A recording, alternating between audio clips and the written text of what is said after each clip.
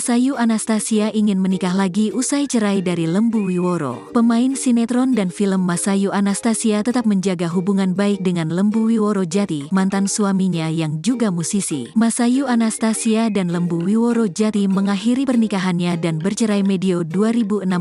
Setelah cerai, Masayu Anastasia menganggap Lembu Wiworo Jati sebagai saudara dan keluarga. Apalagi di antara mereka ada anak perempuan yang kini beranjak remaja. Meski sudah 7 tahun bercerai, Masayu Anastasia merasa trauma pada perceraiannya itu. Sampai sekarang masih ada trauma, kata Masayu Anastasia di kawasan Mampang Perapatan, Jakarta Selatan, Senin tanggal 1 Mei tahun 2023. Masayu Anastasia yang kini berusia 39 tahun itu butuh waktu lama untuk menyembuhkan traumanya dan itu tidak mudah dilakukan. Janda satu anak itu terus melawan traumanya supaya bisa kembali menikah dan berumah tangga lagi. Masayu Anastasia kini mencoba membuka hatinya yang pernah terluka. Semoga mendapatkan jodoh yang terbaik dari Allah, ujar Masayu Anastasia.